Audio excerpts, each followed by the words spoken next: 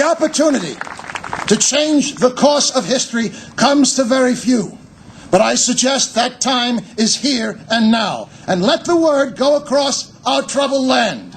From this time forward, there are only two kinds of Americans.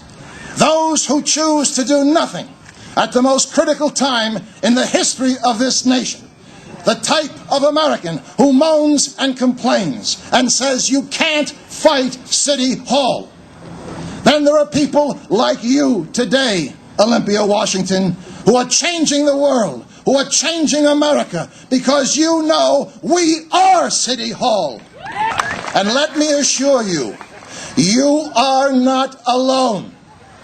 I have been crisscrossing this nation for the last 9 months in the grit and grime of 42nd Street and Broadway in New York, from an ice flow in Alaska, from the banks of the river of the Ohio, and in amphitheaters and ballparks along the Arkansas River.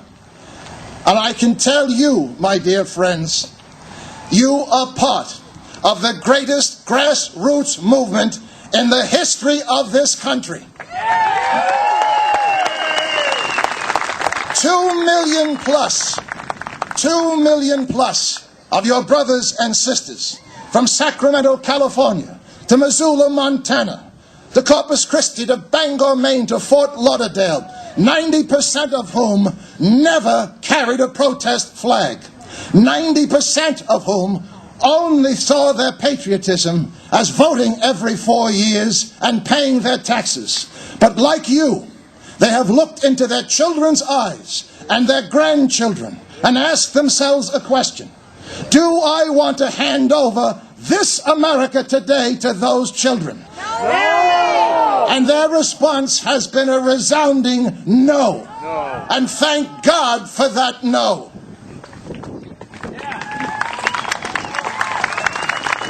You are doing, my dear friends, what this nation has not done since December 7th, 1941. You are rising above politics. You are rising above race. You are rising above labels, right wing, left wing, or no wing. And you're uniting as Americans to restore common sense and reason to our nation.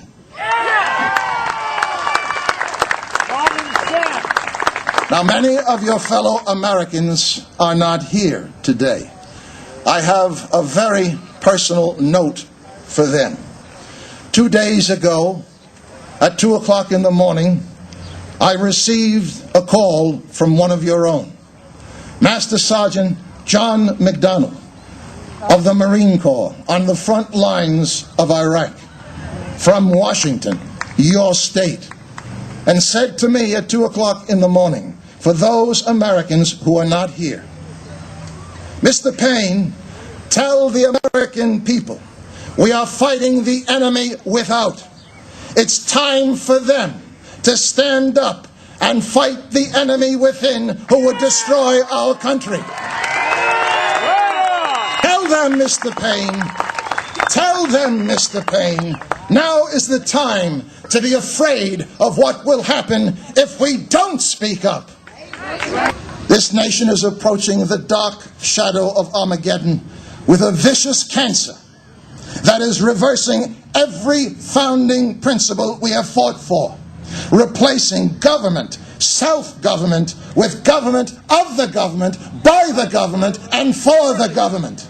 That cancer's name is socialism.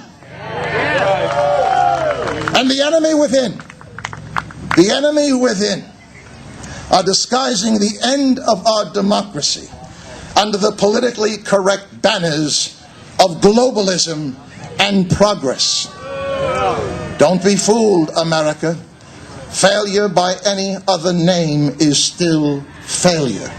The issue in doubt for all of us is much greater than a broken financial system. For what doth it profit a nation if it regain its economy and suffer the loss of its soul? The character of a nation is determined not by what it has gained, but by what it has lost. How much more proof do you mean, America, How much more proof to those Americans who are not here today, who are not at rallies like this, who are not signing up to make a difference? How much more proof do you need? On every single issue of our time, your non-representing representatives have ignored you. You have lost the heart and soul of your country. You have lost your representative democracy. Your servants have become your masters. Are you going to stand for that? Somehow I thought that would be your answer. The state of Washington knows that when 100 senators and 435 representatives forget who their real employers are and refuse to read the largest spending bill in history, it's time to downsize their arrogance, hand out the pink slips, and restore the wisdom of our Constitution.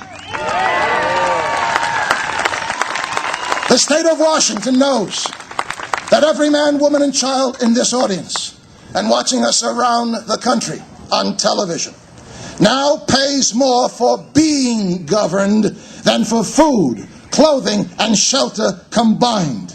Your founding fathers are turning over in their graves. Yes, they are. The condition that distinguishes a free man from a slave is dominance over himself and the fruits of his labor.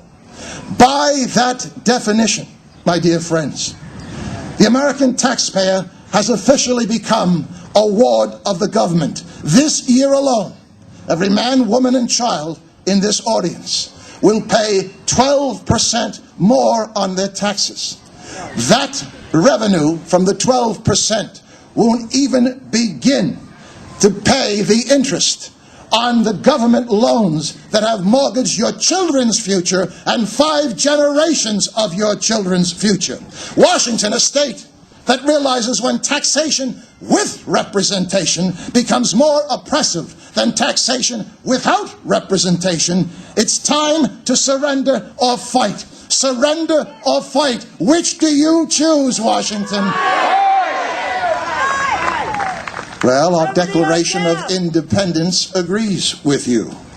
Governments are instituted among men, deriving their just powers from the consent of the governed, that whenever any form of government becomes destructive of these ends, it is the right of the people to alter or abolish it. Your Declaration of Independence. Are you ready now to take back your country and restore common sense to our national character? Are you ready? Then please shout out your answers to these questions and qualify as to whether or not we are ready for the second American Revolution. Do you believe that when a government or anyone does for you what you should be doing for yourself, you lose your freedom? Yes! Do you believe it's time to do away with all the divisive hyphens that separate us? Yes! White-America, Black-America, Hispanic-America, gay and lesbian-America. What's next? Part Italian, half Jewish, 1/5 Ukrainian on my mother's side, semi-Catholic, sometimes redneck-America.